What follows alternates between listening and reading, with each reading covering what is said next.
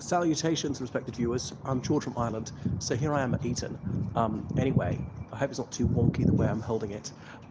So behind me is I'm in the schoolyard. Behind me is the statue of the founder, King Henry VI. The school was founded in 1440. So Henry VI is born in 1421. His father was King Henry V. His mother was a French princess, Catherine de Valois. So Henry VI's paternal grandfather was Charles VI of France, Charles the Mad, and Henry VI unfortunately inherited his grandfather's mental illness. So giving a 360-degree view of the quad, but that manifests itself only more in later life. Henry VI was extraordinarily religious, even for an intensely spiritual age. So he suffered these transient attacks of insanity. And sometimes he was so raving mad he couldn't be presented to foreign ambassadors and other dignitaries.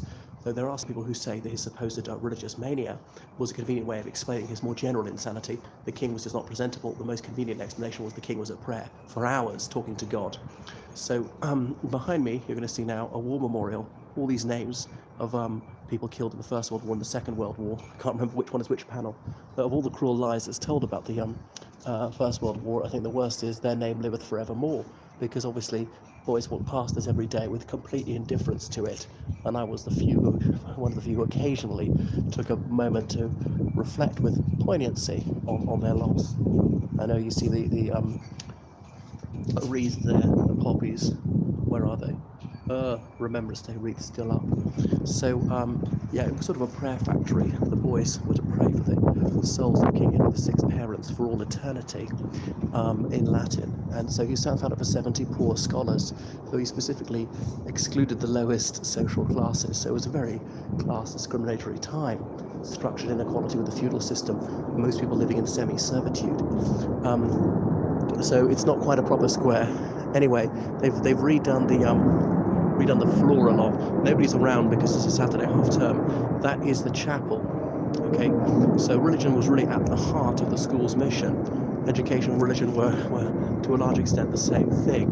Obviously everybody in England was a Catholic at the time, and it was dedicated to the Blessed Virgin Mary. So the full name of the school is the King's College of Our Lady of Eton beside Windsor.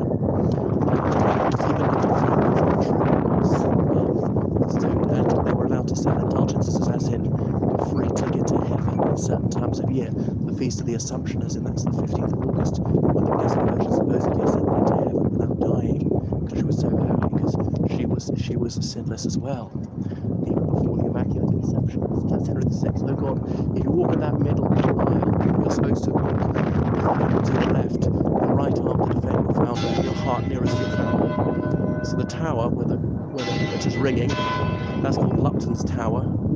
So Mr. Lupton built it, and there's a Lupton School in northern England, named in honour of him. I'm not sure what connection he has with the school in northern England. Anyway, obviously when the Reformation came along, this school, it changed to be a Church of England school, and Catholics, where we weren't allowed back until the 1880s. So not much happens here. I mean, just occasionally would assemble the whole school for a very important occasion, saying hello or goodbye to a new provost, things like that. Remember VE Day, the 50th anniversary, that was going on. So behind me is college. I said that's the house where the King's scholars live. Stay for 5 years. Almost everyone does live for 5 years. You can join in sixth form just through the last 2 years, but it's very rare. It's about 250 boys a year, almost 1,300 in the whole school. So obviously some people leave or get expelled or even die. So there are a few more places. So perhaps a dozen boys might come just for sixth form. So there are sixth form scholarships, so you can pay the full fees. Right, it's boys only school, just in case you didn't know. So founded 1440, Winchester College is older and more or less the same basis. And Eton is arguably the second oldest school in England. Now, the King's College category goes back to ancient Roman times, but ceased to exist for a long time. So 20 prime ministers have been here now, including, David Cameron. 20 prime ministers of the UK, I should say.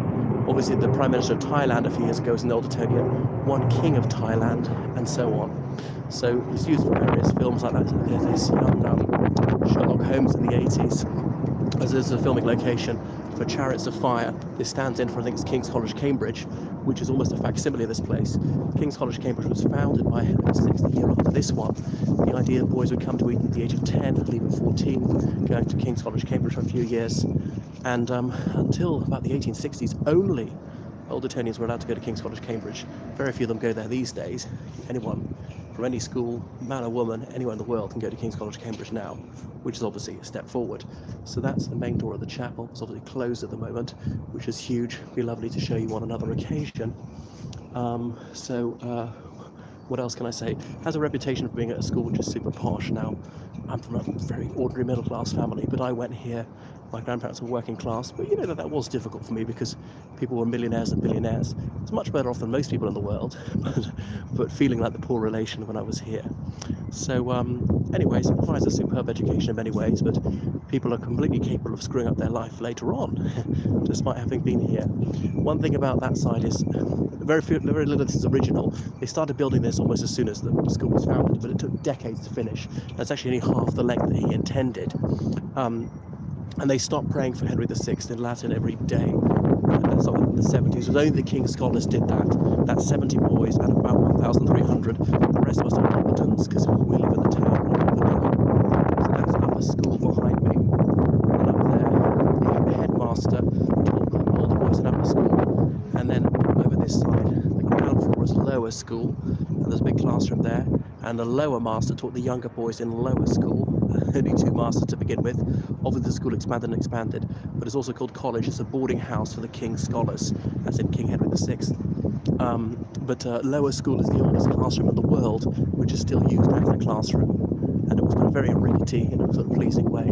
Oh, I should point out some things about Lupton's Tower here. You see the angels, the royal coat of arms, and the Blessed Virgin in that midnight blue dress with the two angels flanking her. Okay, so some of this is actually 19th century. It was reworking. And you can see the well, no, not on this side. On the other side, you see the diamond patterns with the black bricks on the orange.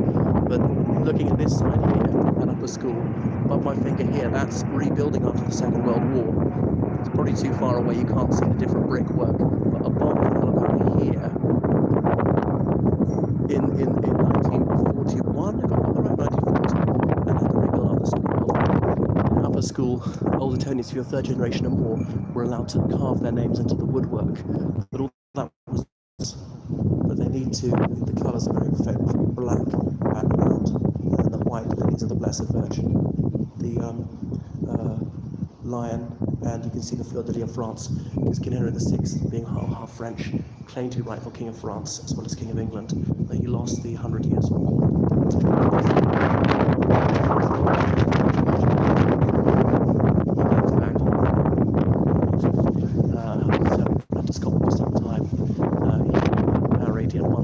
Westminster, far more capable ruler than him, who was overthrown again, held in the Tower of London.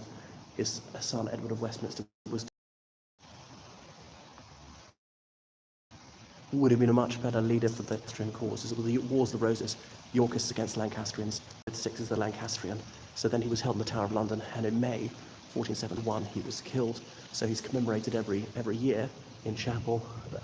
On red roses laid, because in the Wars of the Roses, Lancastrians are red, the other side Yorkists are white, and we say he was most foully done to death, in memory whereof I lay this rose, and so on.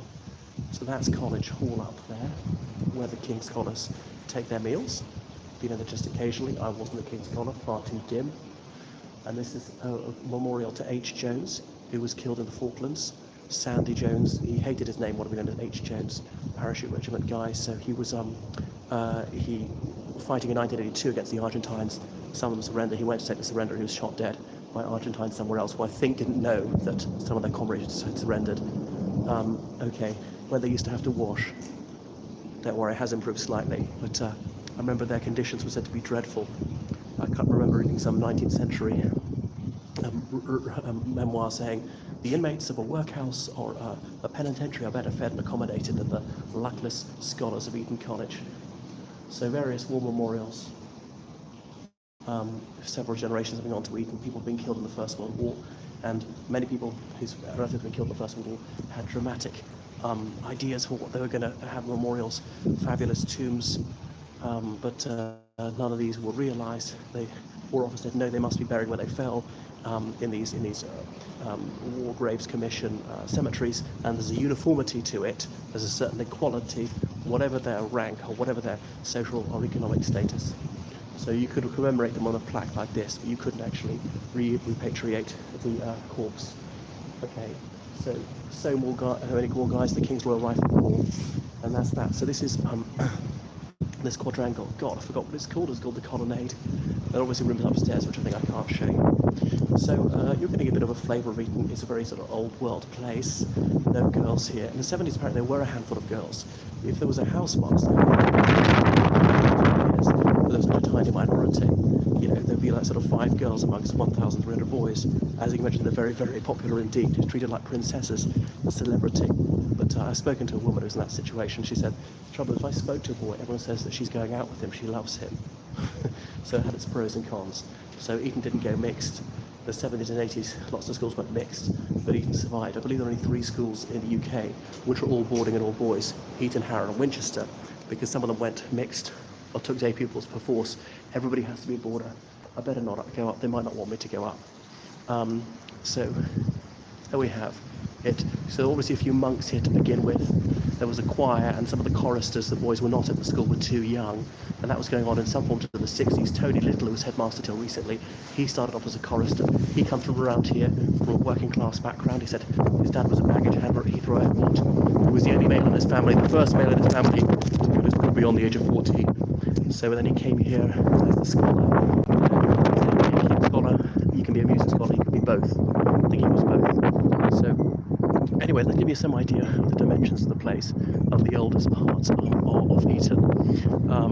And obviously expanded those for King's Scholars only to begin with. But then other boys wanted to come to take the lessons, so they didn't live in a college, they weren't King's Scholars, they lived in the town or Opperdom, and then they rented a place to live, a room, and a woman, a dame, would be in charge of that house. So they were called Opperdons. I was in Opperdon, and that was a situation well into the 19th century. This woman who was a widow, or a spinster, had to be an older woman. They couldn't be too nubile, otherwise the boys might take a shite at them. We weren't really into the cougar thing in those days. But then in the late 19th century, all that changed. Said, no, this is no longer acceptable. It's difficult for a middle-aged or indeed an old woman to control up to 50 boisterous boys. And these boys are not mere children, they're men, really. Some of them were 18. So housemasters took over, and that's the way it's been ever since. So there are 25 housemasters, college, if I got that right. And the houses, there's the name of the building, like Mustian's, for example, but known by the initials of the housemaster. For example, JMSW, John Mark Sagar Woodcock, fabulous housemaster, saved me. I'm eternally indebted to him. All right, so that's a little bit of Eton College, and I can film the other less historic parts later. So please follow me on Instagram, on Facebook, on Twitter, and book guided tours with me or my lessons with me in all humanities subjects. Cheery bye-bye.